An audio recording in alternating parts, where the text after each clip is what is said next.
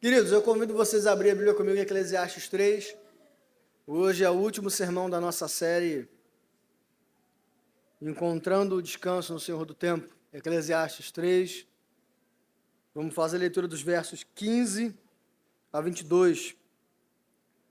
Essa parte final, esse bloco final do texto, o pregador, o escritor, ele praticamente fala que a forma como nós vivemos define para onde nós vamos depois da nossa morte. Por isso o tema do nosso sermão é uma pergunta: para onde a morte vai te levar? Essa é uma pergunta que ele também não vai responder, como todas as outras que ele fez, mas ele vai nos dar ferramentas para nós refletirmos como anda o nosso coração e assim perceber para onde e como nós temos caminhado. Eclesiastes 3, 15 a 22, diz assim: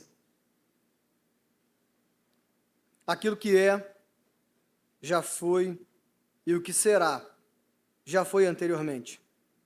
Deus investigará o passado. Descobri também que debaixo do sol, no lugar da justiça, havia impiedade. No lugar da retidão, ainda mais impiedade. Fiquei pensando: o justo e o ímpio, Deus julgará ambos, pois há um tempo para todo propósito, um tempo para tudo o que acontece. Também pensei: Deus prova os homens para que vejam que são como os animais. O destino do homem é o mesmo do animal. O mesmo destino os aguarda. Assim como morre um, também morre outro. Todos têm o mesmo fôlego de vida. O homem não tem vantagem alguma sobre o animal. Nada faz sentido. Todos vão para o mesmo lugar. Vieram todos do pó, e ao pó todos retornarão. Quem pode dizer se o fôlego do homem sobe às alturas e se o fôlego do animal desce para a terra? Por isso concluí que não há nada melhor para o homem do que desfrutar do seu trabalho, porque esta é a sua recompensa. Pois quem poderá fazê-lo ver o que acontecerá depois de morto? Uma das primeiras coisas que nós aprendemos quando nós somos crianças na escola, e vergonhosamente uma das poucas coisas que eu consigo lembrar, a gente aprende na matéria de estudos sociais. Eu nem sei se esse nome existe ainda, meu irmão. Estudos sociais, não existe? Não, então para quem não sabe, depois pergunta ao professor, que eu não sei qual é o nome de hoje. Talvez seja na primeira ou segunda série. Uma das primeiras coisas que a gente aprende é: o homem nasce, cresce, reproduz e morre. Não é verdade? E essa é uma verdade bem científica, racional e crua da vida. Porque é verdade. E é uma verdade pela qual a gente não tem como muito fugir dela. O homem nasce, cresce, reproduz e morre. Por que eu estou dizendo isso? Porque tal qual essa sentença, o escritor de Eclesiastes, ele também traz uma sentença. Uma sentença que resume a vida e pela qual, querendo você ou não, você não escapa dela. Um teólogo chamado Warren Wiersbe, ele comenta o seguinte sobre essa sentença: vida, morte, tempo e eternidade. Todos são ingredientes... Está caindo, gente. Vamos lá. Não vai cair mais. Agora eu botei toda a força aí. Vamos lá. Tá bom assim.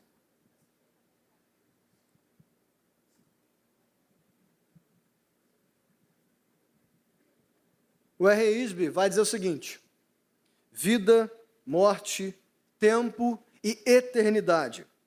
Todos são ingredientes que constituem nossa breve existência neste mundo e não devem ser ignorados. Vida, morte, tempo e eternidade. E esse bloco, Eclesiastes, ele fala basicamente o livro todo sobre isso. E é interessante que o livro de Eclesiastes, ele tem várias introduções e várias conclusões. E esse bloco que nós estamos lendo é um pedaço de uma das conclusões dentro do próprio livro. E aqui ele reflete tudo sobre isso. Todos nascem e vivem vida. Todos morrem. Todos têm que gerir tempo, seja diariamente, ou seja no sentido de que esse tempo vai acabar. E esse tempo acabando, existe um além, que é a eternidade. E nós que somos cristãos, sabemos que existem dois caminhos que podem nos levar à eternidade. Ou a eternidade do céu, ou a eternidade do inferno. E essa é basicamente a reflexão que nesse bloco que nós lemos, ele nos leva a refletir. E ele começa fazendo uma união entre a perícope passada que nós lemos aqui e essa que ele vai começar dizendo no verso 15: aquilo que é, já foi. E o que será, já foi anteriormente. Deus investigará o passado. O que ele quer dizer? Ele quer dizer o seguinte: a vida passa como deve passar. A vida ela vai passar, sendo você um bom gestor do tempo ou não. Sendo você uma pessoa que olha para o calendário e reflete sobre a vida passando ou não, ela vai passar. Quando você menos espera, surge um cabelo branco. Quando você menos espera, surge uma dor crônica que não tem cura. Quando você menos espera, o cadastro fica cada vez mais distante de ser alcançado. E aquilo que já foi, já é o que será e já foi anteriormente, também é o fato de que a história muda e de que nós não temos o que fazer acerca da mudança da história. E tudo se repete e para sempre. Ele volta àquilo que ele fala lá no capítulo 1, né? As coisas se repetem todos os dias e nós não temos muito o que fazer a respeito. Nós não temos como mudar as coisas que são maiores do que nós, é o que ele vai dizer. Nós não temos como, por exemplo, mudar o resultado de uma eleição. Nós não temos como mudar uma crise econômica instaurada num país. Nós não temos como mudar uma má administração pública. Não temos. E nós não temos também como fugir do tempo. Por mais que você cuide da sua saúde e faz bem, uma hora a conta vai bater. E não tem como mudar isso. Tem a história aí recente de um milionário que ele tem investido muito dinheiro para ele poder retornar a uma saúde dos 18 anos de idade. E agora, depois de muitos anos e muito dinheiro investido, ele desistiu, porque ele percebeu o que é irremediável. Mas, ao mesmo tempo, ele encerra essa sentença dizendo: Deus investigará o passado. Ele está querendo dizer o seguinte: o tempo passa, a história muda, você não pode fazer nada, mas Deus contempla passado, presente, futuro. Enquanto você não pode fazer nada e a coisa escapa às suas mãos, das mãos de Deus, absolutamente nada nunca escapa. E todas as coisas prestam conta a Ele, inclusive o tempo e a história. Essa sentença, ela traz desespero para aquele que vive distante de Deus. Aquele que acha que é autossuficiente pensa: bem, então a vida é um degrau que nos leva escada abaixo à deterioração. Se você vive uma vida de autossuficiência, sim, isso é uma sentença de desespero. Mas para aqueles que vivem diante de Deus, essa é uma sentença de paz. Por quê? Porque nós sabemos que nós não somos autossuficientes. A vida todos os dias nos mostra que nós não somos autossuficientes das pequenas coisas. Um temperamento que você não consegue controlar, por mais que você tente. Você vai dormir cedo querendo acordar descansado, e você acorda, parece que foi esmurrado pela noite. Então, saber que na nossa autossuficiência existe um Deus que é eterno, suficiente, imutável, isso traz descanso. Isso traz alívio. Porque nós sabemos que as nossas escolhas nem sempre foram tão boas assim. Mas nós descansamos no governo de Deus, que governa não só o mundo, mas a nossa vida. O comentarista Michael Ethan, ele fala o seguinte: a esperança do crente é tão imutável quanto o desespero do pessimista. Ele está dizendo o seguinte: aquele que acha que é autossuficiente vive em eterno desespero, mas aquele que percebe que Deus é suficiente vive em eterna esperança. Então, se nós temos andado desesperados, é porque nós passamos a olhar para o tempo, que é incontrolável, para a história, que a alguma medida é imutável, do que para o Deus, que governa e vive acima do tempo e acima da história. É por isso que o nosso descanso está em Deus, e não nas coisas terrenas. E aí ele começa a explicar um pouco mais sobre isso, como ele diz no verso 16. Descobri também que debaixo do sol, no lugar da justiça, havia impiedade. E no lugar da retidão, ainda mais impiedade. Esse descobrir já é uma lição para a gente. Esse descobrir tem um significado de observação, de análise, de pensamento. Algumas versões mais antigas falam o seguinte: vi ainda.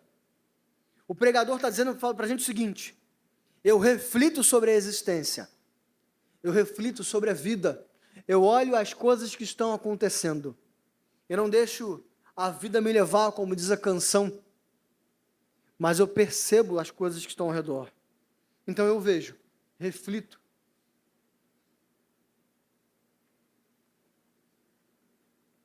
E concluo. Ele percebe. E o que é que ele percebe? Que no lugar onde deveria haver retidão e justiça, havia impiedade. E ele se choca. Arthur, você está exagerando, porque o texto não fala que ele se choca.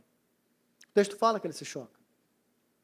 Eu já falei isso algumas vezes, que a cultura hebraica, né, e posteriormente a cultura judaica, ela, quando quer dar ênfase a alguma coisa, ela repete.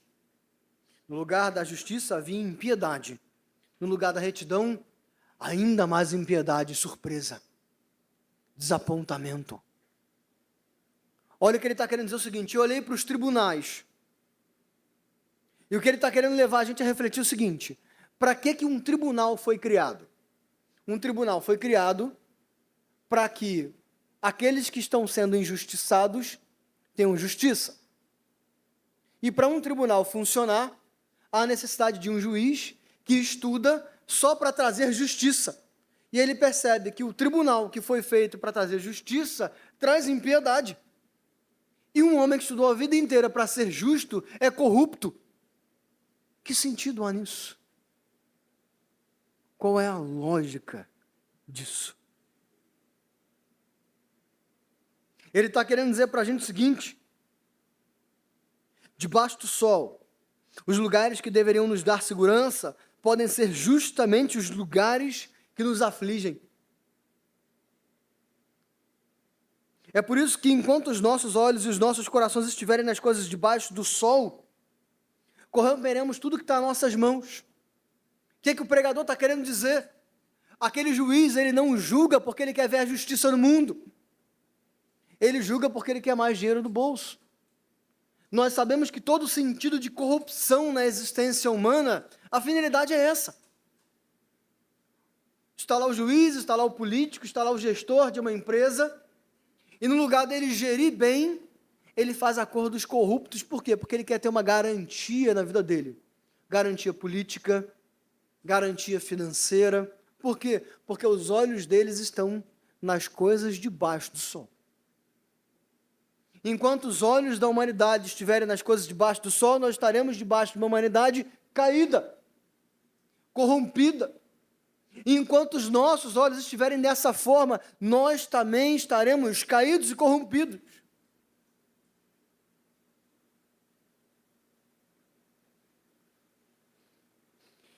E vemos muitas vezes coisas que eram para ser uma dádiva diante de Deus, serem motivo de destruição da nossa vida. Uma instituição levantada para trazer paz, que traz desarmonia. É por isso, muitas vezes, que nós vemos uma estrutura familiar que nós pertencemos, que no lugar de nos trazer segurança, traz dor.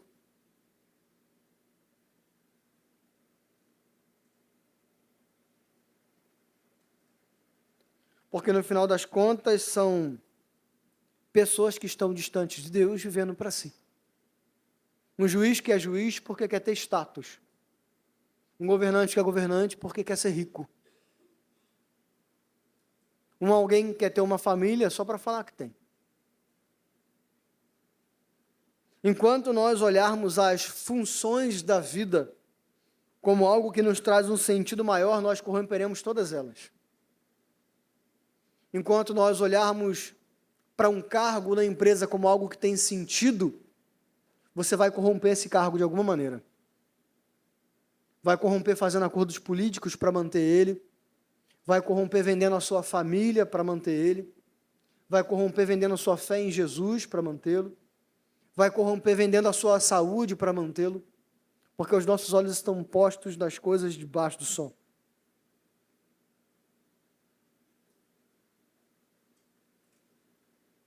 Enquanto a nossa posição na família for o sentido final da nossa vida, seremos injustos e cruéis da nossa família. Enquanto a nossa vocação na igreja local for o sentido final da nossa família, nós vamos ser tiranos. Quem nunca viu um pastor tirano?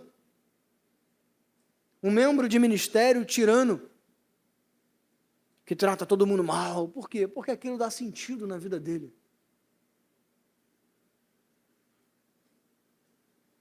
Você não vai encontrar nenhuma segurança, satisfação, nenhum contentamento no mundo caído que é.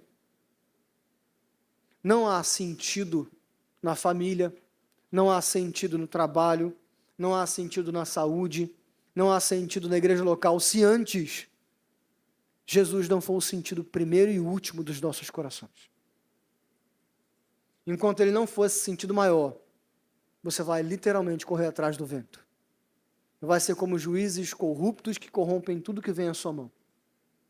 Lembra da história mitológica do rei Midas, que queria ser rico e pede a dádiva de tudo que ele tocar virar ouro para ele ficar rico. E ele vai comer, toca na comida, a comida fica uma peça de ouro. Ele vai dar um abraço em alguém que ama e aquele que ama vira uma estátua de ouro. Ele não come, ele não ama, ele não se relaciona. Tudo vira ouro. E que sentido tem se ele não pode comer e se relacionar no final? Nenhum. Enquanto os nossos olhos não estiverem em Jesus, nós seremos como ele, transformando coisas que seriam riquezas em peças que no final não têm finalidade nenhuma.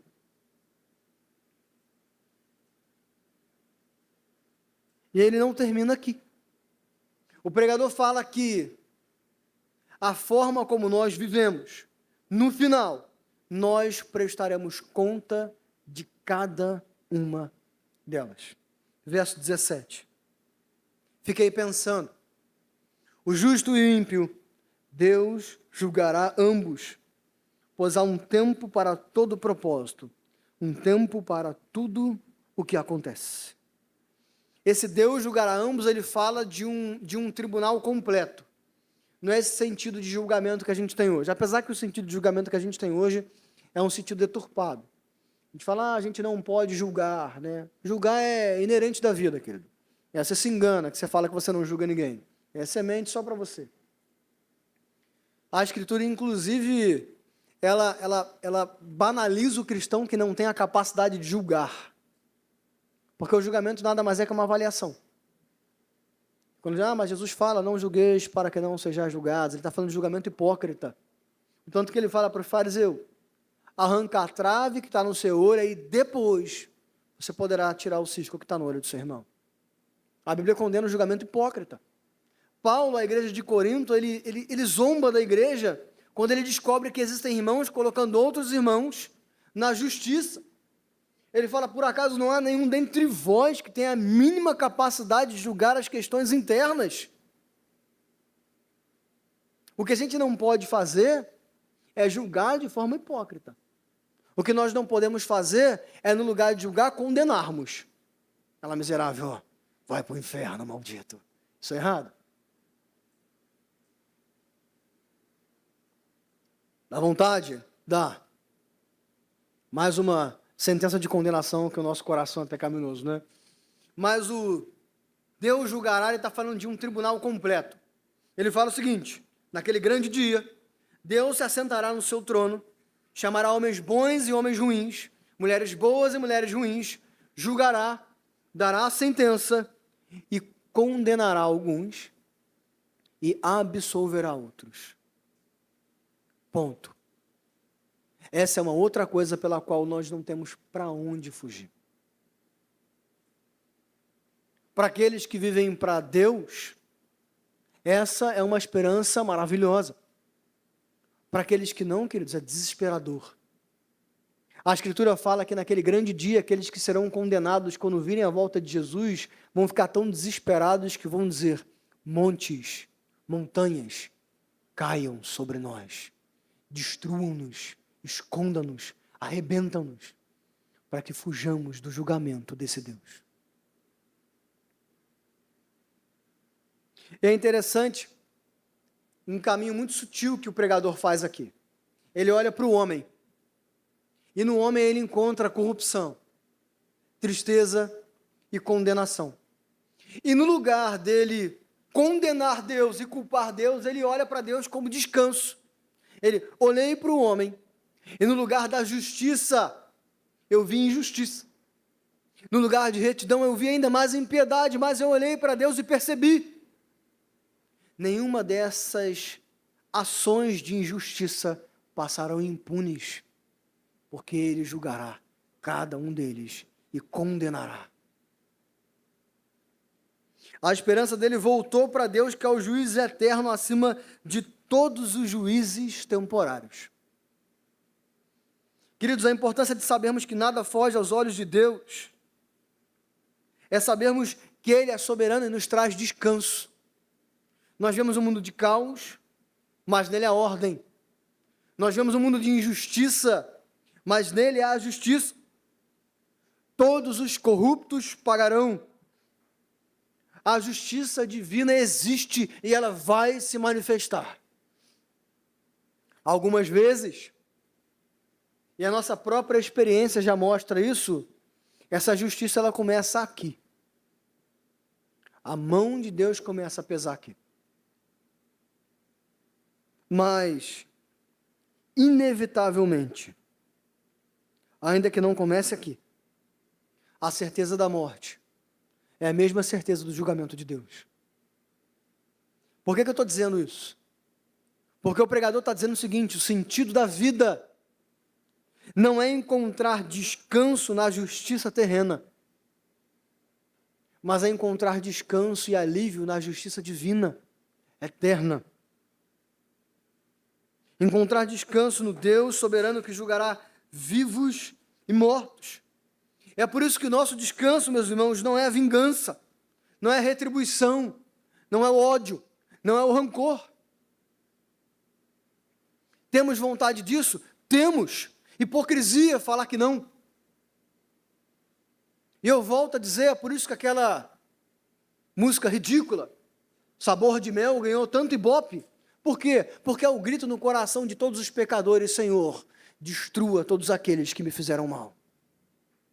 Agora imagina se um justo que você pisou no pé fizesse a mesma oração contra você. Contra a sua mãe, contra o seu pai, contra o seu filho.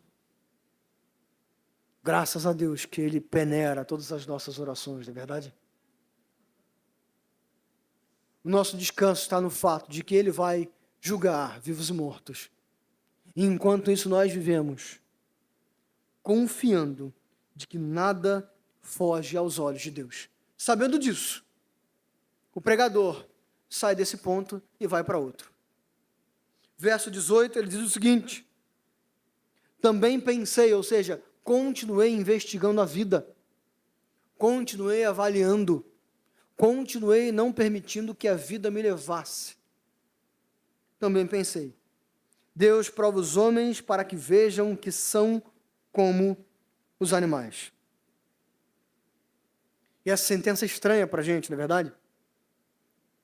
Ele está dizendo aqui o seguinte: Deus deixa que os homens vivam livres para mostrar a Ele os seus próprios corações. Vivam, façam o que venha na telha, e vamos ver o que o coração de vocês revela.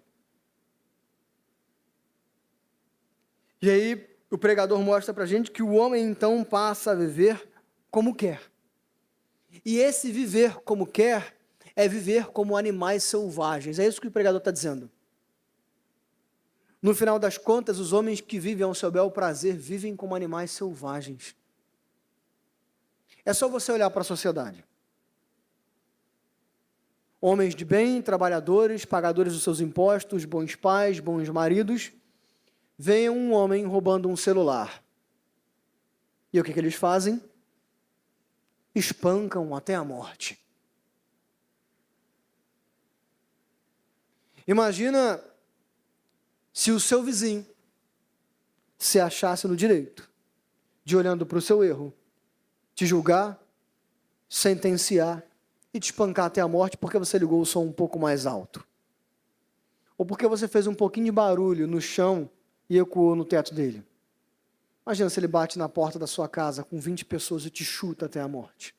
Quando a gente pensa, se a gente pensa, o quanto é desproporcional, não é verdade? Olha como os homens vivem como animais, no final das contas. Aqueles que vivem por si. Olhem para os poderosos. Salário de 40, 50, 60 mil reais. Mas eles roubam aquele pouquinho que entra do Ministério da Saúde para ter mais. Ele não repassa aqueles 1.500 reais que o governo federal manda para complementar o salário daquele que trabalha na saúde. Ele bota aqueles 1.500 reais no bolso. Ele precisa? Não. Mas homens que vivem por si mesmos vivem como animais selvagens.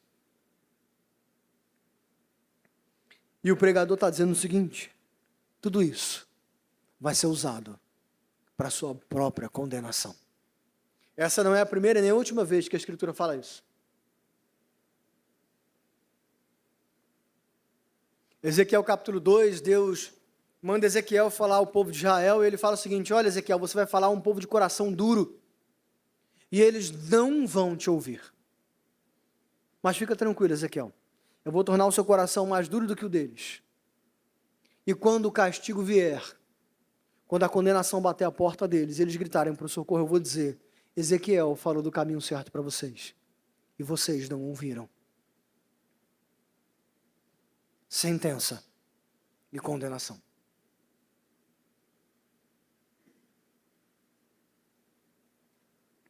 E aí o pregador vai dizer que os homens vivem como animais selvagens, caçando o tempo todo, destruindo o tempo todo, devorando o tempo todo, levando o terror o tempo todo. Isso não são só os poderosos. Às vezes nós estamos tão ansiosos de colocar dinheiro dentro de casa que nós parecemos animais ferozes com aquele que nós amamos. O primeiro mole que ele dá, nós o devoramos vivo. Não é verdade? Mas o pregador também fala que aquele que vive como um animal selvagem, devorando e caçando, vive também como aquele que foge para não ser devorado. É só você olhar a natureza. Via de regra, todo animal tem o seu predador e a sua presa. Aqueles que não têm animais naturais que o predam, tem um homem que o mata. E ele está dizendo o seguinte: você pode ver como um animal selvagem devorando e destruindo para ter uma segurança. Mas na primeira oportunidade que tiver, outros animais selvagens vão destruir você inteiro. Uma vida longe de Deus nos faz viver como animais selvagens. E pode até nos trazer benefícios, com muitas aspas, durante um tempo.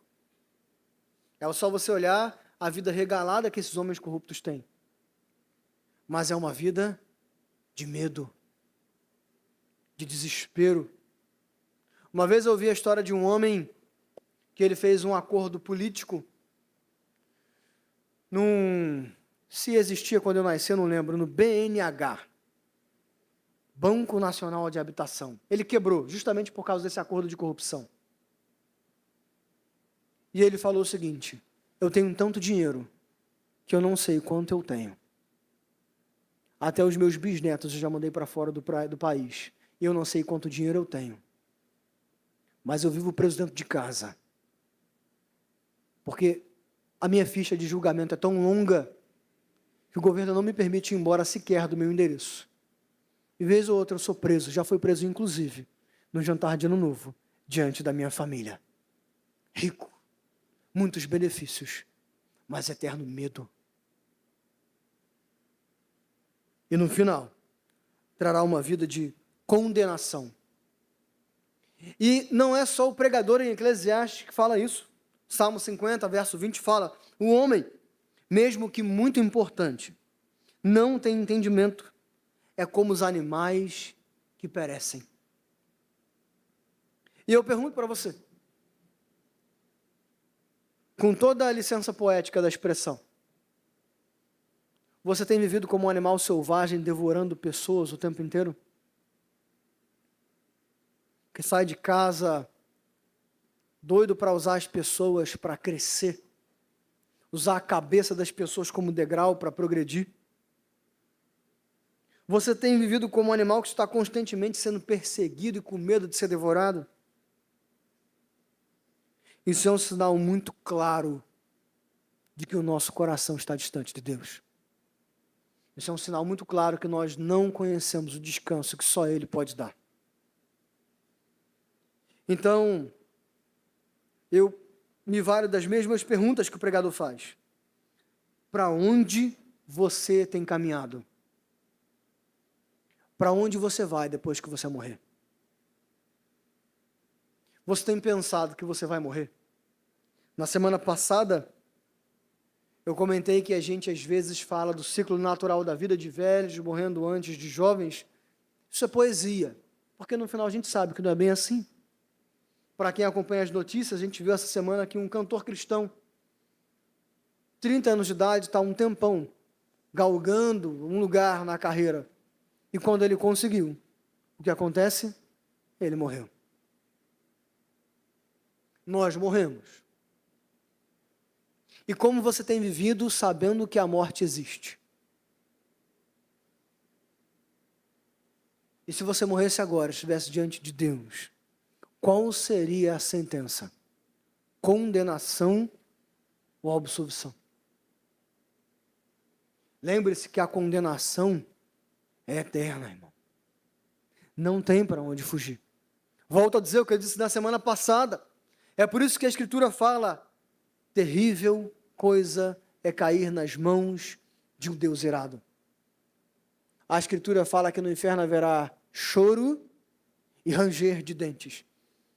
Essa expressão ranger de dentes é que você está num lugar de tanta aflição, de tanta agonia, que o seu dente tranca até ele se gastar inteiro. Para sempre. Olha que terrível. E diante dessa linha de pensamento, o verso 19 e 20 diz o seguinte: o destino do homem é o mesmo do animal, o mesmo destino o aguarda. Assim como morre um, também morre outro. Todos têm o mesmo fôlego de vida. O homem não tem vantagem alguma sobre o animal. Nada faz sentido. Todos vão para o mesmo lugar. Vieram todos do pó, e ao pó todos retornarão. Aqui o escritor fala num sentido físico. O homem é feito de carne e osso como o animal.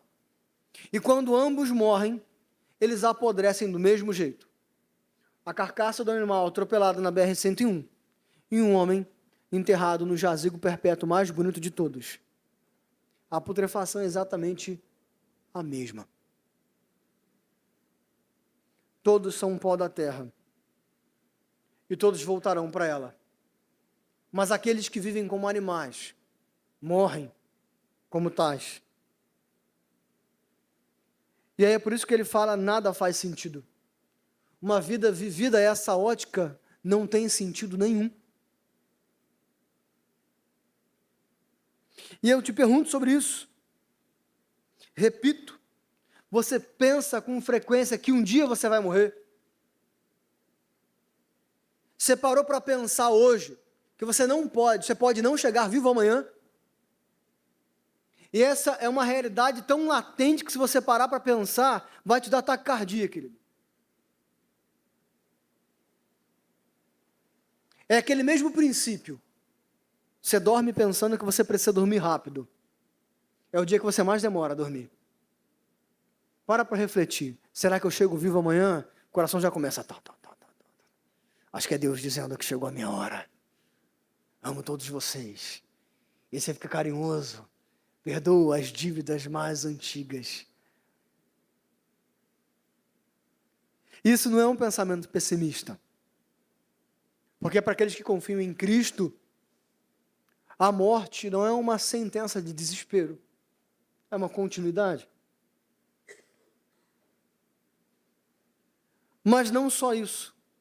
Antes de pensar na morte, você tem observado a sua existência. Lembra do que o pregador falou? Vi, ainda, observei, percebi. Ele chegou a essas conclusões porque ele vivia a vida observando ela. Você tem observado a vida? Ou você tem sido arrastado por ela? O que você comeu hoje de manhã? Qual foi o assunto na mesa hoje de manhã?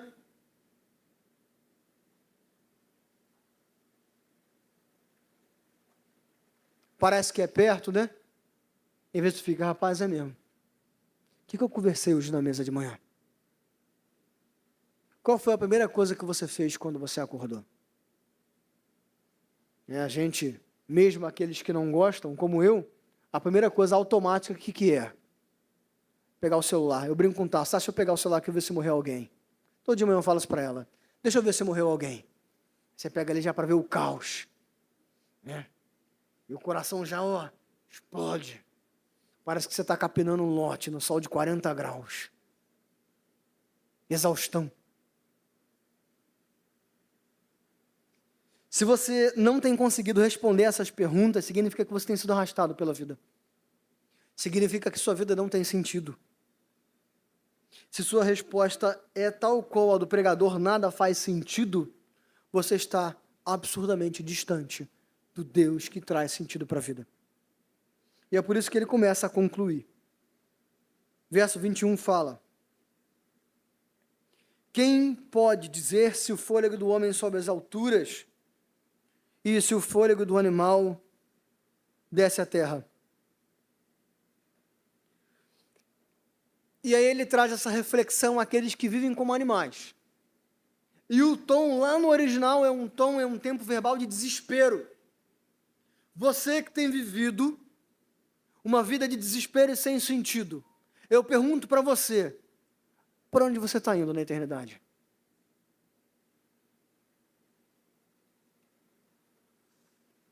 Os homens corruptos e distantes de Deus vivem para ter uma garantia, mas só encontram dúvidas. Já percebeu isso?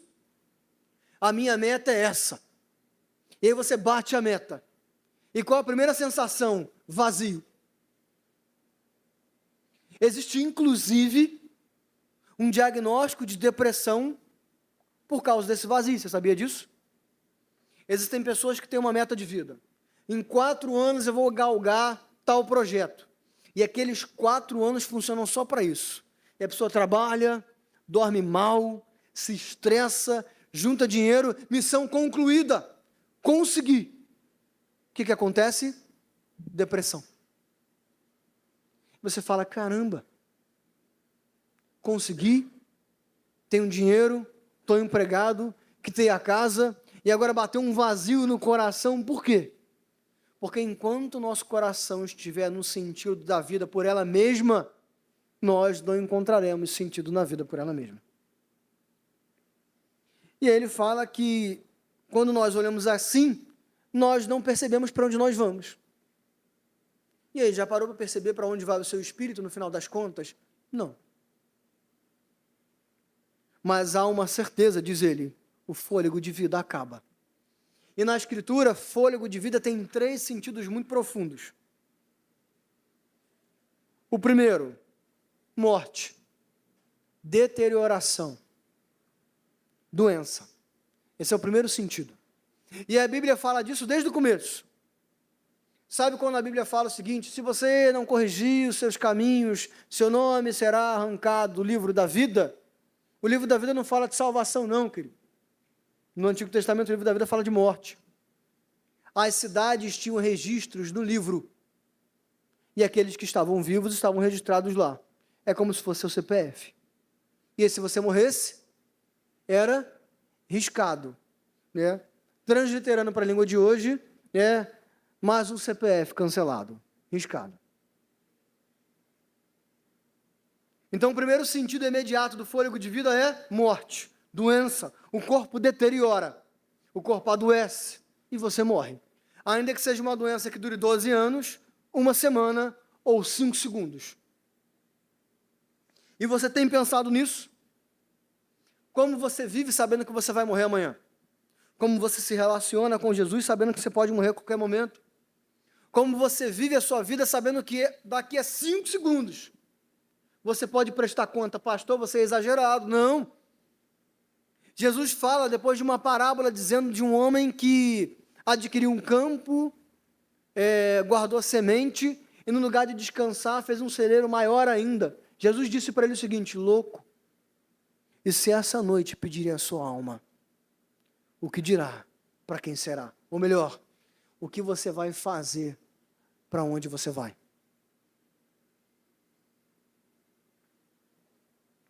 O segundo sentido de fôlego de vida é disposição física, disposição de ânimo. Às vezes nós vivemos achando que nós temos energia para durar para sempre. É por isso que nós não pensamos na aposentadoria. É por isso que nós não pensamos em descansar. É por isso que nós não pensamos que nós somos autossuficientes, mas às vezes, querido, o vigor vai embora. O seu ânimo, por maior que seja, não é suficiente para os dilemas da vida. O seu ânimo, por maior que seja, uma hora ele vai se esgotar. E nós não pensamos nisso.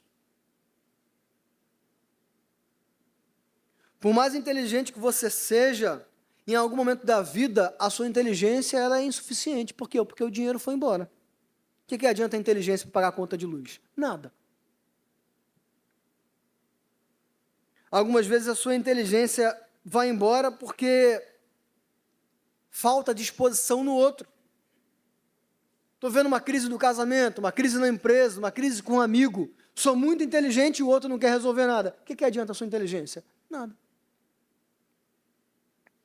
Às vezes sua inteligência, seu ânimo não adianta de nada porque você não tem oportunidade.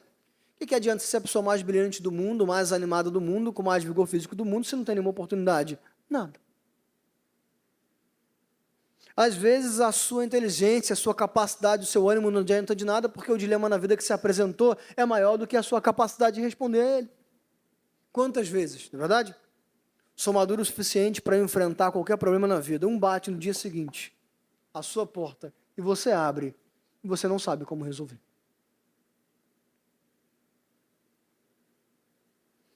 Outro sentido de fôlego de vida é a nossa disposição de mente, de emoção e de vontade. E, pensando nisso, ele também é finito. A sua capacidade de raciocinar é finita. A sua capacidade de administrar suas próprias emoções é finita.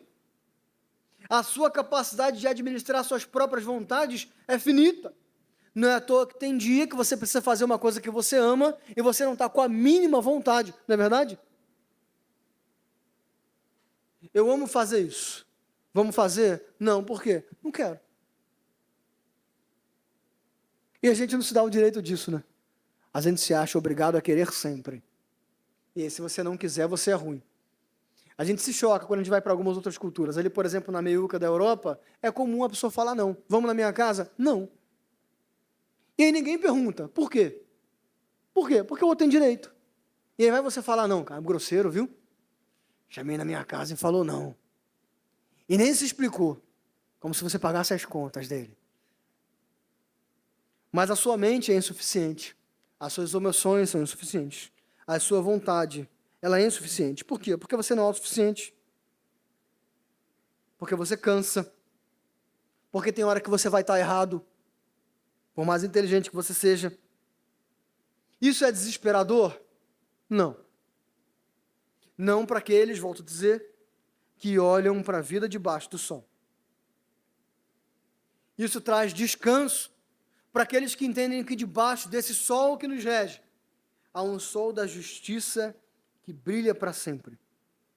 E ele é o nosso sustento, a nossa garantia e o nosso socorro.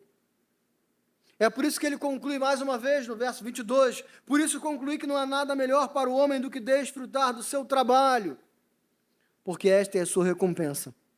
Pois quem poderá fazê-lo ver o que acontecerá depois de morto? Trabalho e recompensa aqui, querido, não é necessariamente o trabalho que você bate ponto e ganha um salário no final do mês, não. O trabalho que ele fala aqui é o esforço da vida como um todo, é a vida como integral, tá? É o esforço que você faz para trabalhar, é o esforço que você faz para continuar casado, é o esforço que você faz para cuidar do seu filho, é o esforço que você faz para se relacionar com Jesus. É esse tipo de esforço que ele está dizendo. O que ele está querendo dizer? Olhe para os esforços que você faz e fuja de esforços que são banais. Fuja de esforços que levarão à corrupção do seu coração. Fuja de esforços que trarão desesperos e cansaços que podem ser evitados. Arthur, ele está falando óbvio, sim. Só que são óbvios de armadilhas que nós caímos todos os dias, todas as manhãs. É só nós olharmos para a história do homem. Nós olhamos para a história de Adão e Eva e nós pensamos. Tem até meme na internet. O dia que eu encontrar Adão e Eva no paraíso, eu vou chamar ele para 5 minutinhos, sem perder a amizade. Eu vou dar uma surra nele. Por quê? Porque é óbvio. Deus deu a eles o paraíso e eles falaram, não. E aí nós olhamos para a história do povo de Israel, que passa 40 anos no deserto, comendo o pão que o diabo amassou, entra na terra prometida e dizem, não. E entregam de bandeja. Óbvio. Mas já parou para olhar para o nosso coração? Quantas coisas Deus tem nos dado e nós falamos, não. Eu te dou uma família, mas não é isso que eu quero. Eu te dou saúde? Não. Eu te dou uma vida comigo? Não, também não. Parece óbvio? É óbvio. Mas vivemos como se não fosse. E eu pergunto, suas conquistas têm sido honestas? Tem, pastor, porque eu não roubo dinheiro da minha empresa. Mas você rouba tempo da sua família? Sim, não, têm sido honestas. Você rouba tempo que pertence a Deus, então não tem sido honesta. A sua conduta tem sido honesta. Você tem aquilo que você realmente precisa ter. Você deseja aquilo que realmente você precisa ter. Você tem palavra. Você continua honesto mesmo levando prejuízo. E eu digo que muitas vezes, por ser honesto, você vai levar mais prejuízos ainda. Você tem aproveitado o dinheiro mesmo sendo pouco. Você tem aproveitado o tempo mesmo sendo pouco. Você tem servido o outro, a sua família, a sua comunidade de fé, a sua casa. Você tem discipulado, você tem orado, você tem intercedido. Você tem lido a palavra de Deus? O tempo está passando. Em uma hora, quando nós menos imaginarmos, nós estaremos inevitavelmente diante do juízo eterno. Por isso eu te digo, mantenha-se próximo de Jesus ao ponto da sua consciência estar limpa. Se o próprio Jesus foi perseguido, querido, se o próprio Jesus foi vítima do sistema e julgado à noite, escondido com falsas testemunhas, quiseram nós. Ele mesmo fala. Não há por que encontrar sentido nas coisas terrenas. Elas são ruins? Não. Mas elas só têm sentido quando nosso coração encontra descanso em Deus. Então, se algo tem trazido tristeza profunda à sua alma, largue, abandone. Se você não tem força para isso, peça a Jesus força para abandoná-la. Peça ajuda àquele que está do seu lado. O pregador fala para nós desfrutarmos da vida e nos contentarmos nela, mas tendo o eterno como referencial de vida e não nós. Avalie sua vida. Não viva como se fosse morrer e ser enterrado apenas. Jesus venceu, irmãos, esse ciclo repetitivo da vida. Ele nasceu como homem e viveu nela. A gente já reparou? Jesus viveu todo esse ciclo. Justiça, corrupção, fome, escassez, sorriso, choro, vida, morte, foi assassinado. Mas ele venceu. Nós não somos mais reféns de uma vida como animais desesperados. Corrompemos o jardim do Éden? Sim. Corrompemos a terra prometida? Sim. Muitas vezes corrompemos as bênçãos que Deus tem nos dado? Sim. Mas quando nós olhamos para Ele como referencial eterno, nós sabemos que por mais que vivamos numa terra corrupta, existe um Éden, uma terra prometida, que é incorruptível, que é inescapável.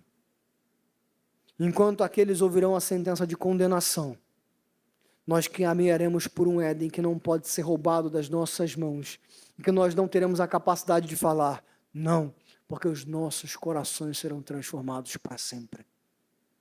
Essa é a certeza que guia e que sustenta os nossos corações.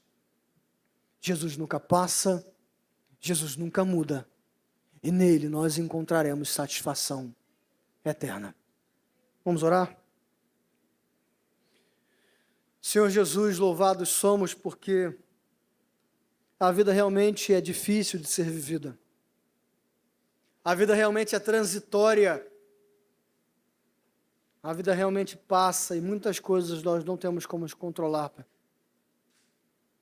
Mas o Senhor não passa, o Senhor não muda. Os nossos corações falham, mas o Senhor não falha. Aquela pessoa que nós amamos falha, mas o Senhor não falha. O sistema falha, mas o Senhor não falha. Que os nossos corações não estejam postos das coisas terrenas como sentido último para a nossa existência. Que os nossos corações não estejam buscando alívio numa coisa que só nos traz sobrecarga ao ombro, mas que o nosso coração esteja descansado no Deus que julgará vivos e mortos. E que vivamos sabendo que não seremos lançados ao inferno, mas sabendo que naquele dia nós seremos absolvidos pela sua graça. Receberemos um novo nome e viveremos com o Senhor para sempre. Que os nossos corações estejam descansados no fato de que nós somos peregrinos, passageiros. Nós não pertencemos a essa terra, nós não pertencemos a esse mundo. Esse mundo é um lugar transitório onde nós cumpriremos a nossa missão de servos teus. Que glorifiquemos o seu nome e encontremos descanso nele, até o dia que vivamos no nosso eterno lar, para sempre e sempre e sempre. Louvado seja o seu nome. Amém.